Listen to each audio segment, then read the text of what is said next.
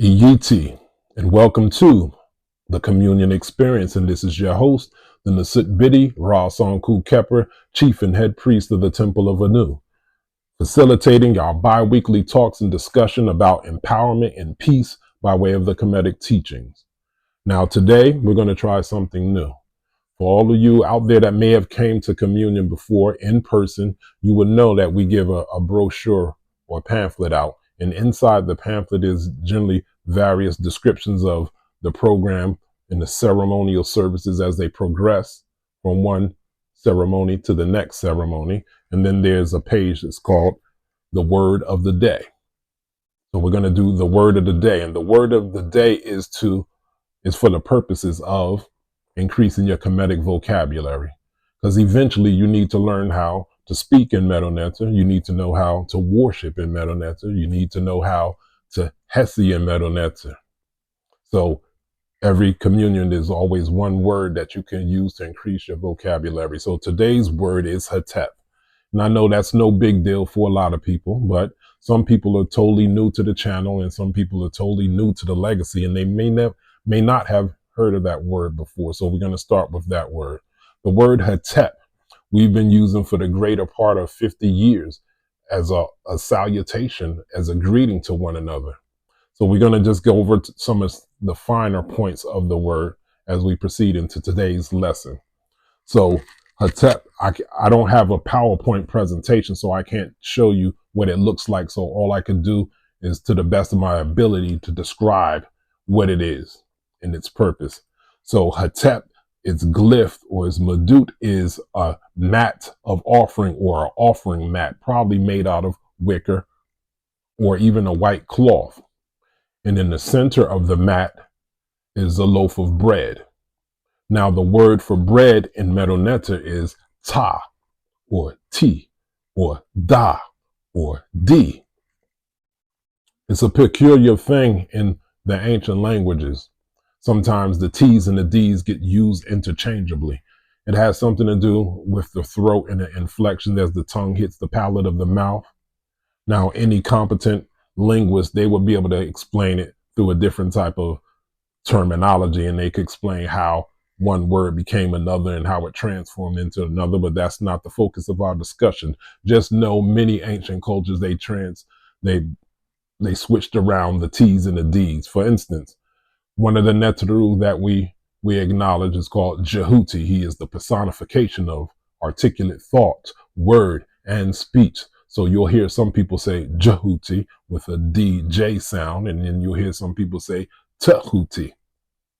And that's an example of the switch between the T and the G. Some people say Metu Neter, and some people say Medu Neter. Some people say Neter, and some people say Neter. So it happens in sometimes used simultaneously, sometimes from different time periods, and sometimes simultaneously. Now, the word ta, bread in Medu Neter, it means to give. Bread in Medu Neter means to give. The word bread translates from Medu Neter means to give. It may sound familiar from the Christian prayer, Lord, give us our daily bread. Now, bread is not the most nutritious of foods. It doesn't have the highest nutritional profile, but bread is substantive. Bread has substance and it gives you sustenance. It is substantive and it gives you sustenance. Now, bread is a carbohydrate and is used for quick fuel, which is interesting because most ancient peoples were very active. Currently, we live in a fairly sedentary lifestyle, but our ancestors were very active. They walked miles a day. Everything you had to walk, and they were burning up the fuel. So eating carbs wasn't a bad thing to our ancestors because they burned the fuel off. Now, whatever doesn't get burned off quickly through the carbs gets stored into the body as fat. And fat is not a bad thing. It is the body's intelligence trusting that you're going to burn the energy later. And as I said, now currently, we never burn the energy later. We're not as active as our ancestors. So we have all types of diets, plans, and diet trends, and we have to factor in working out because we choose to live a sedentary lifestyle. So So the bread was used as quick fuel. So bread also makes you feel full, hence the word fulfilled.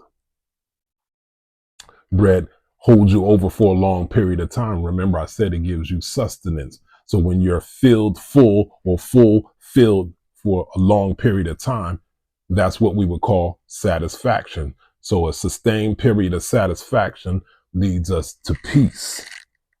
With that said, when you give a person an offering of Hetep or a deity Hetep or an ancestor Hetep, you're sending pleasing energy for immediate reciprocation, or pleasing energy for long-term reciprocation, because it's about establishing a relationship of positive energy and reciprocation.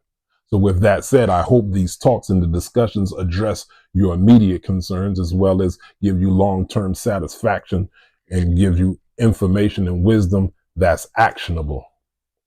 So let us proceed on. So as you see, we're not live today. This is a pre-recorded message.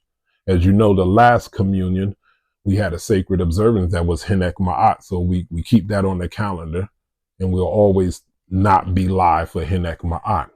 So as I said before, sometimes behind the scenes, there are many moving parts and things happen that are beyond our control. And I said before, life be life, and sometimes, and we didn't want to cancel the communion. So we felt that the proper resolution is to give a pre-recorded message. In fact, the whole idea of communion was pretty much supposed to be in person. It was supposed to be when we come together and give offerings to our ancestors. We give offerings to the Neteru. We come together to do Hesi, meaning chanting, and then we fellowship. And then this phenomenon, what happens over the course of the past 30 years, came the internet, and all of the people like, well, what can I do if I can't make it there? And that's when we started broadcasting communions live. But now that we're no longer doing in-person communion, at least currently, we're going to get back to it eventually, but currently we're online. So I don't know the import of what it means for people to be here live in time at the same time. As I said before, I think it's about 150 to 200 people that watch our videos, but 100 to 200 people don't show up in live time. So the future of the communion is to be determined whether we do pre-recorded messages or live, and it may be a mixture of both. So now let's get on with the lesson. So as I mentioned at the top of the calendrical year, I said every communion will build on the last communion, if y'all remember that. So it behooves you to listen to or watch each communion at least twice and take notes, and be careful to pay attention to what's being carefully transmitted, because every year has a theme, and we're committed to faithfully harvest what Neter has tended for us, because we're spiritual agriculturalists. I tell people that we're spiritual agriculturalists maintaining Neter as a state, and we're patiently observing natural law, waiting to yield this inevitable bounty to us. I know that's metaphoric and metaphysical, but that's how sages do. We speak in levels, we speak in layers.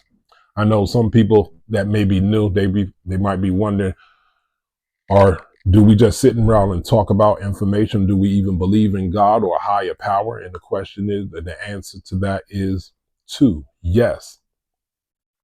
We mentally accept that the Neter is the intelligence of the universe who comes to us by way of different emissaries known as the Neteru. And as I just said a few moments ago, each year is governed by one of the emissaries of the Neter.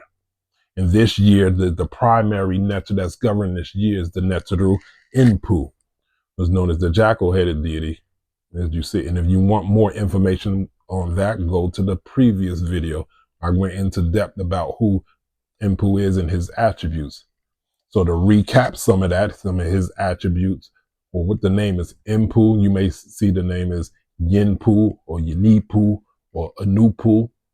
In Greek, they say Anubis. He represents death. He represents radical change, represents ancestors, represents transitions, represents cycles, represents loss, represents letting things go. Now that's a mouthful.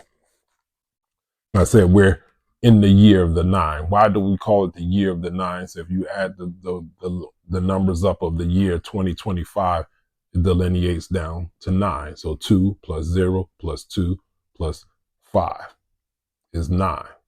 Next year, it's going to equal 1. And we're going to get into that in just a moment. So now, Enpu represents cycles. So let us get into the concept of cycles.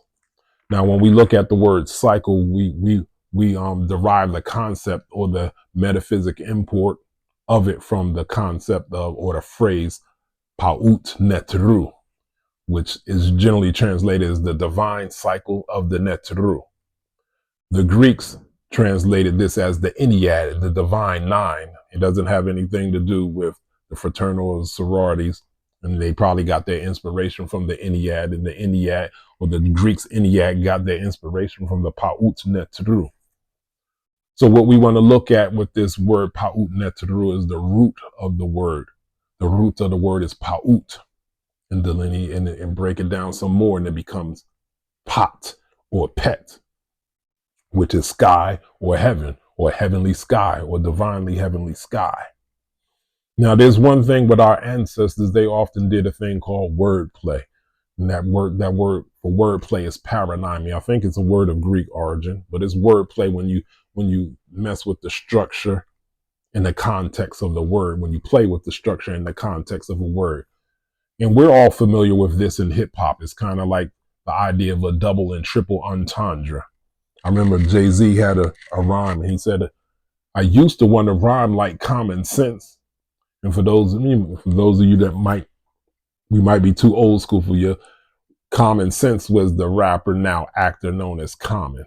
Back then he was known as Common Sense, but he got sued by a rock band whose name was Common Sense, so he had to settle for Common. Just some background history. But Jay-Z said, who's a street rapper, who's generally talked about his journey from being a drug dealer to a rapper, and now he's a mogul. So, but he was trying to let the people know that he had consciousness and that he had a different thought process other than just the street things. Common was known as a conscious rapper. So more internal, introspective rhymes, dealing with a different, because he was, as far as I know, he wasn't a street guy like that. All of us were street more or less, but some people are really birthed from that life. But Common was considered a conscious rapper. So he said, I used to want to rhyme like common sense till I made 40 mil and I ain't been rhyming like common sense. So he rhymed common sense with common sense, but he changed the context of the word to let you know how clever he was. So our ancestors were like that too. They played with words. They did double entendres. So let us get back to it. So we said pet or pot is sky or heaven or heavenly sky. So now if we reverse that word, it becomes top or tep. And clearly it's the origin of the word top, which kind of implies above. And the word tep means head. And the head is constellated over the body. Now, some of the text infers or implies that the paut netru, the cycle of the netru, transverse the sky every day. And then we could say the paut netru transverses the brain and the neurology every day. So now we're talking about it as above, so below. So as you see, now let us get back to Enpu. We're going to all bring it all home. So Enpu comes from the word anep or anup, and it means to wrap around. Weren't we just talking about cycles? And we say the cycle was the paut netru, and now we find out the root to his name means to wrap around. So could it be implying a cycle, or on a basic level, the netru, Enpu, the jackal-headed deity, is often over administering the deceased, and he's known to wrap the body or enshrine the body in mummification cloths. So that's the wrap around. So you see that there's layers. So on one level, on the Egyptological, y'all know what I'm saying? On that level, he's administering the dead, but we just got into different levels, the initiatory meaning of it, the esoteric imported meaning of it. So it's just different levels of it. So we're talking about the year of the nine. We're going back to the year of the nine. 2 plus 0 plus 2 plus 5, the year of the nine. It can be likened to a 9 months pregnancy.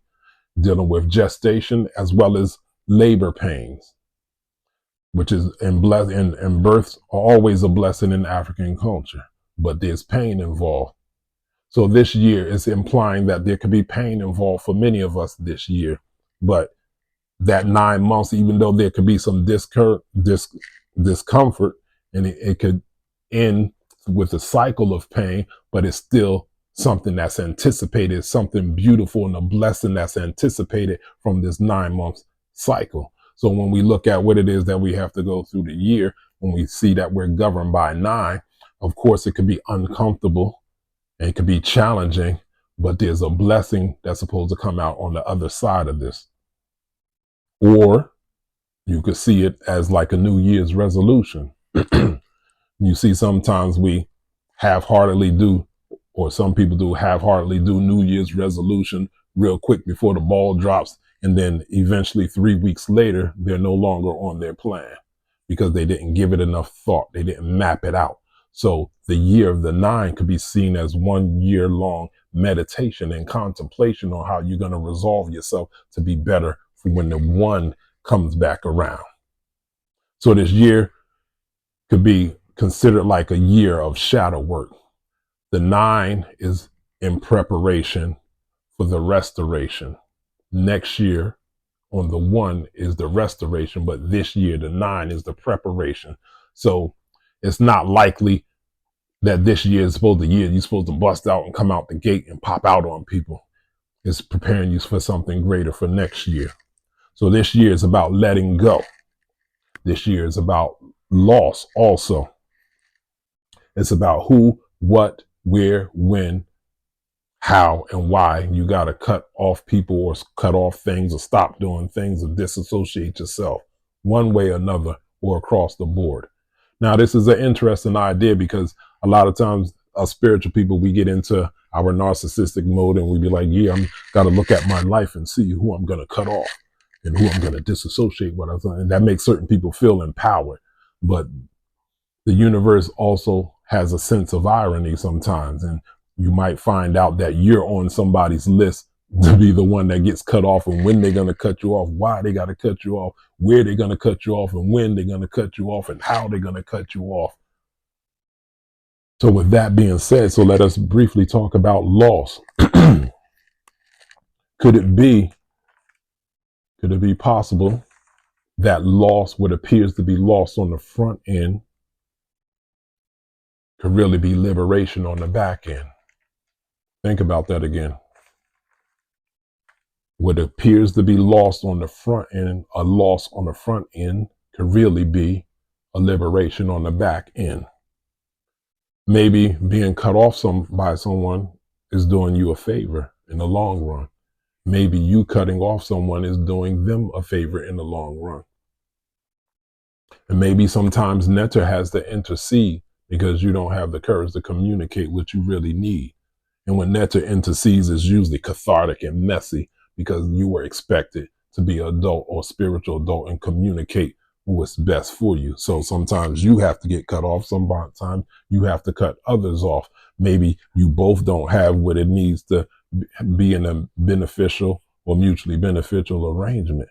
Have you ever been in a situation where you had to dumb down, truncate, and punctuate who you were just in order to be presentable or make others feel safe, where there's no growth from the interaction, no wisdom from the interaction, and no valuable experience from the interaction? Those are signs that you might have to distance yourself or dissociate yourself, or maybe even cut off certain things. This could be a challenging year for many of us that has to contemplate this thing. This is the year of all years when it comes to working on the inner you. It's about giving us space to evaluate untransformed things in our past. Listen to that. It's a year to evaluate untransformed things in our past, because if you don't deal with the untransformed things in your past could then become your future. You hear that? Your past could become your future. Carl Jung, the psychologist, said, if you don't make your unconscious conscious, it will control you, and then you'll call it fate. So L's that you took in the past could be alchemically turned into gold for the future. I'll say it again, L's that you may have took from the past when you start dealing with this, untransformed things from your past, untransformed characteristics and traits from the past. If you transform it, it can become gold for the future. For instance, if you were known to be an angry person in the past, and anger is not necessarily a bad thing. When anger hits a person, remember, emotion's supposed to flow through you. You're not supposed to hold on to emotional state. Any holding on to any one emotion becomes a pathology, and a pathology eventually leads to disease. So anger, when a person embraces anger, it's usually because they felt stuck and they need to get energy moving. But when you lose perspective on the purpose of anger, which is to get energy moving, you become an angry angry person, and then you may even turn a lot of people off, and people don't want to deal with you, and it may ruin your reputation. But when you take it through the alchemical process and transmute it into gold for the future, that angry person becomes an inspirational person. So the inspirational person is the transformed angry person. So you used to be angry, now you're inspiring others. So through alchemic, alchemical transformation of that principle, now you move each other people through inspiration. What else? You might have been known as a selfish person, and that's dealing with scarcity consciousness in your past. Now you go through the alchemical process. Now on the other end, you're seen as a resourceful person, making the most out of everything.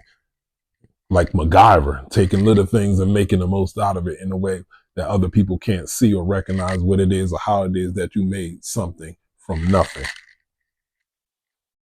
Another example could be addiction. Some people have addiction, substance abuse addiction. So if you go through the alchemical process and deal and transform that stuck energy, you come out on the other end as someone committed to all things healthy or committed to wholesomeness.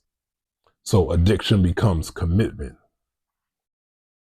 So I said earlier about this is the year to contemplate who, what, where, when, why, how, when you're supposed to dissociate yourself or let things go or give some things some space. What it is that they say, if you let something go, if it comes back, then it's yours. If you let something or someone go, if it don't come back, then it was never yours.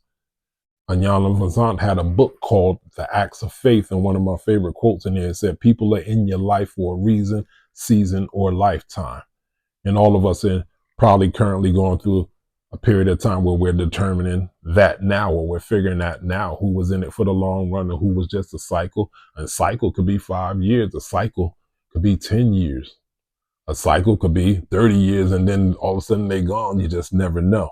Life is interesting like that.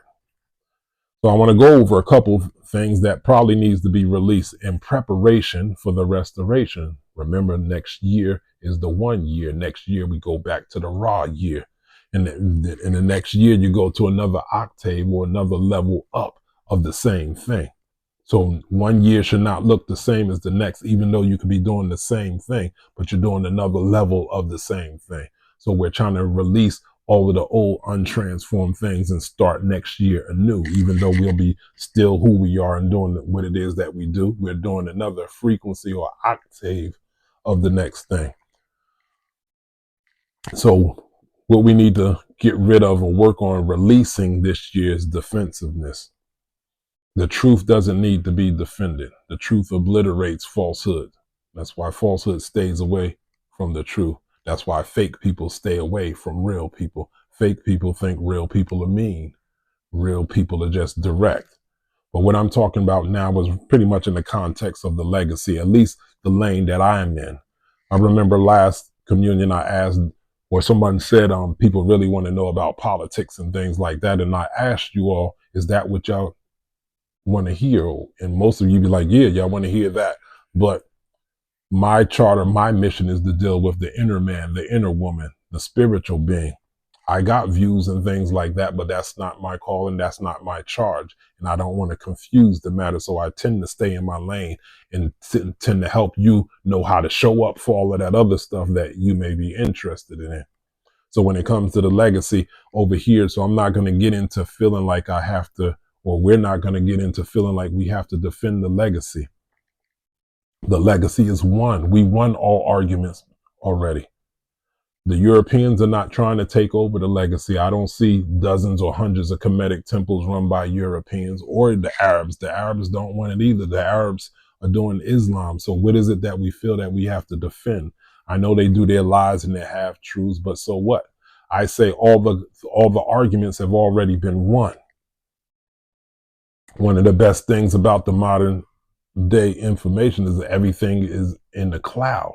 You don't need to study for 25 years. You don't need to study 10,000 books like I and some others have to bring you this information. It's all on YouTube now. You can get hours and upon hours of condensed versions of people's 30-year research journey to present this information to you in new and exciting and fresh ways. It's all there for the digital record. I don't even think the Europeans and the Arabs could keep up with the level of information that comes from our community. Some of our scholars are gone and passed on and transitioned and now the ancestors, but we now have many powerful, new, younger, and contemporary scholars that's building on the work of the elders and the ancestors. And that research is unmatched and it's unparalleled. So what I'm saying, that's not my lane. Let them defend it. And I appreciate them defending the legacy and I support them defending the legacy. But what I do and what we do over here from the Temple of Anu is we take the conclusions of all of those one arguments and then I codify it into a way of life. So we shouldn't get triggered every time a European lies or every time an Arab lies. So we don't have to search for the truth anymore. When you codify the answers as a way of life, you become the answer. You become the inspiration. And as far as defensiveness also, over the past years, we've been attacked for wearing white. We've been attacked for wearing onks, nice big onks.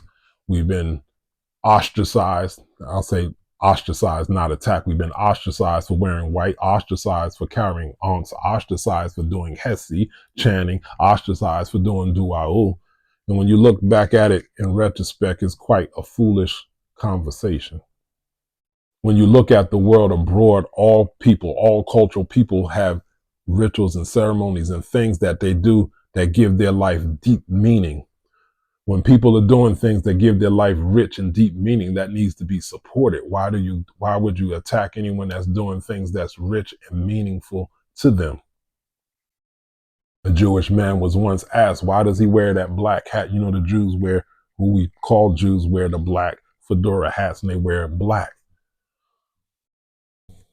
What's interesting about those people is a lot of things that they do, probably like 80% of the things that they do are not in the Torah. It's not in the Bible. It's unverifiable, but it's what they do as a people that reinforce their identity, that gives them deep meaning. So while people are snickering at them, they be like, yo, I'm good. So a Jewish man was asked, why do you wear that hat? And he said, to remind me that there's always something over me, meaning Adonai, meaning his creator. You see what I'm saying? So people do things that have rich meaning that keeps them in tune with the best version of them. So who are you or I or anyone else to demand answers for people to fit our personal paradigm? People do what they do because it's important to them. So we won't be defending why we wear white, why we wear onks, why we pray, why we hesi. People have been doing that since time immemorial. So what we can do is pray for those people and hold them in sacred space in our meditations and hope that their ancestors and the Netru work upon their heart to give them some peace. Because if you notice, it's always the ones with no peace and the ones who feel the least empowered are always the ones that seeming like they want to be disruptors of those who already attain peace and empowerment and trying to sustain their peace and empowerment. So we got to let that go.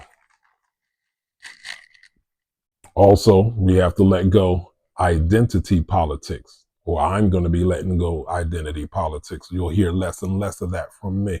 And I know this is a sensitive topic for us melanated folks. And no, I'm not giving up my black card or my African card. I know who I am. But that's self-evident. Instead of proclaiming it, I want to demonstrate the truth and the power of my blackness or my African identity through my personal example and not just the proclamation. Because proclamation minus demonstration equals no appreciation. So check it out. Things happen, and things have happened to us as individuals and us as a people, and things will continue to happen. Thus is life. That's just life, and it's going to continue to happen.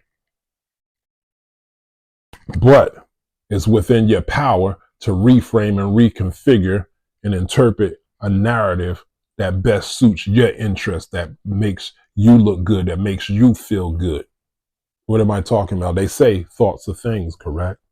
So if thoughts are things and we create realities, that means existence is perfect. As messed up as you say life is, existence is perfect. Existence is reflecting us back to ourselves. So really, existence is not showing you who you are, it's showing you where you are in your resonance. So what is the residence of your resonance? What is the resonance of your resonance?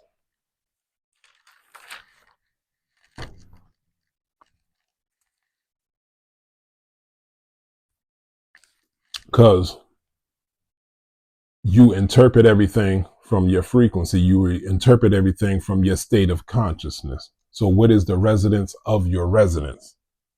So what I'm saying is we're never not creating if existence is perfect and is perfectly reflecting you back to yourself. That means you're constantly creating. You're literally creating all the time.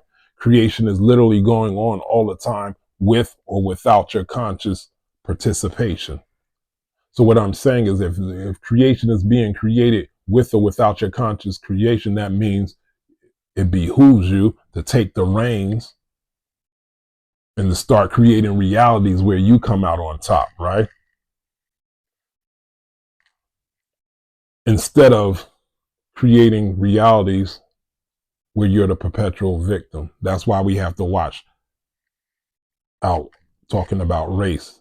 That's why I said we have to relax with the identity politics, because this thing, when we get into black and when we get into African and race, is often tainted with victimhood. When you listen to a lot of people talk about black greatness and African greatness, is connected to what white folks did with us. So you can say black power, such and such, and just a few moments later it's going to be, but white folks did such and such, and that's why we can't do such and such. So that type of thinking is metaphysically undermining us. What did I say that Carl Jung said? If you don't make the conscious, it will control you, and then it will eventually become your fate. Meaning if you're not aware of the shadow work that you need to do, if you're not dealing with the untransformed parts of yourself, if you're not dealing with the pain, the untransmuted pain, you'll create realities that you think are positive, but you're still creating realities where you created an enemy that appears to always be 3 steps ahead of you and always got his foot on the neck, even though you're saying positive things about your people. And then we get into this position where the last positive thing that we did, it looks like the last positive thing that we did was 3,000 years ago. We can't talk about anything current because you created a paradigm where somebody has their foot on your neck, almost like they're divinely here to have their foot on your neck. So what am I talking about? We're talking about we've programmed ourselves for marginal success because you believe that someone's always 3 steps ahead of you. So whether you succeed or fail is going to be based off of your identity. And there's 2 ways you could go with your identity. You could go with the race, the skin color, and things like that. And our people, our black folks, FBA, we've done great things over here. African ancestors done great things over there. But white folks have always been a part of that equation that offsets that. That makes our history traumatic. It makes it harder for people to embrace, because a lot of people don't want to embrace the African identity because they don't remember the last time Africans are winning. That's why people want to name themselves after Italians or Chinese or whatever. They're trying to name themselves after cultures of people who they believe are winning. And what's happening in our mind, the trauma of slavery and things like that has stopped us from feeling proud to be black, FBA, or whatever, or African, because we constantly push the trauma. So you have two ways to go. We could go with black greatness or African greatness. That's not going anywhere. I'm not saying we're never going to talk about that. We just have to demonstrate the greatness of it. I'm talking about a new era of receipts, not talk. So you could go with race, or you could go with higher power, a higher source. And race is powerful. Our people done powerful things, but it's limited. We have that clause in there though. But white folks did such and such. There's no clause with netter. There's no clause with source. The source is infinite and open ways for miracles and supernatural. And we could get into it later about what supernatural and the miracle means for metaphysical minded people, because I know the scientific mind be, oh, he's talking mystical, magical. What do you mean supernatural? Supernatural doesn't exist. That's just a terminology that we use, but we're really talking about a way of how we process, how we bring our internal state and make it an actual physical state. So essentially, what I'm getting at is we need new comedic heroes and sheroes with an indomitable spirit, who's willing to lean into who they really are, who want to release themselves from limited beliefs, and who are done with canonizing, pathologizing, and romanticizing victim mentality. And release themselves from being preoccupied with people who they cannot save, and be willing to go to the next octave of this legacy of ours. I'm talking about a new way of thinking and a new way of being. And even thinking is overrated. For so long, we've been trying to prove the white folks to the world that we're smart and we could think outside of the box. And we've done that. We've been successful with that already. The conscious community changed the world. The conscious community gave birth to this woke thing. Now everybody knows something. Everybody knows how to think outside of the box. But that thing started with black folks, the conscious movement. So we've already proved that we could think outside of the box, but some of our thought process are becoming circular. So now we need to be preoccupied with what's the best way of being. That's the new preoccupation we need to have. What is the best way of being for melanated folks, black folks, African folks, whatever we want to call ourselves this day? We don't need necessarily more information. There's a whole lot of information out. Now it's time to metabolize the information and decide and demonstrate what's best for us. So I know I went over a lot. So where am I going with all this? I don't want people going throughout the rest of the year feeling like they on their own and not knowing what to do with this information. So that leads me to my final statements about offering our first eye on Kemet class. I know a lot of people have been contacting us behind the scenes about our classes and just wanting to know more of the legacy outside of coming to communion. So we'll be offering the first eye on Kemet class. And the first eye on Kemet class is a prerequisite on becoming an initiated citizen of the Temple of Anu. So in this class, which we taught solely by me, we go over the finer points of Kemetic history, Kemetic philosophy, and Kemetic theology, and Kemetic culture. Now, if you take the course, you don't have to be initiated, because technically you have to be invited to be initiated as a Kemetic citizen. It's not automatic. It's not given. We need to invite you. We need to want you, just like you may want to be a part of what it is that we do, but we have to watch you and want you back. So it's not a given that you become initiated, but even if you don't become initiated, you'll have a fine working knowledge and you'll be able to know what's authentic and what's relevant between the contrast between the ancient legacy and the living legacy. So now we're going to offer a special price in the year of the spirit of the 9. So 9 represents closure, because I'm going to reconfigure the class next year. So we're going to offer the old version of the class, which costs $500, but we're going to give half off. So the old price was $500 for a 4-month class. And now we're going to offer it half off, $250. And we're going to get through it in 2 months. We're going to fold time. And here's another stipulation. I don't want any more than 20 people, but no less than 10 people to make it worth my while. Once again, no more than 20 people, but no less than 10 people. So if you're interested in this opportunity, contact us immediately by email and give with a $25 deposit to the Cash App Temple of Anu or PayPal Temple of Anu. Once again, contact us immediately in the email with a $25 deposit, and we'll get to working on when we'll schedule what they call it, an orientation. So we could go over the syllabus for the class of what it is that you could get and what you could expect. But we offer it half off this year only. Next year it's going to go back up. It might even be over $500 because I'm going to reconfigure it. Just remember, next year is a new way, new teaching, new level, new octave. But for now, we brought it down, and we're opening the way for all of you that may have been waiting for an open door or opportunity to have a more intimate peek at what it means to be a Kemetic person living in this day and time now. So with that being said, my spirit feels like that was enough information. So we're going to close out the session.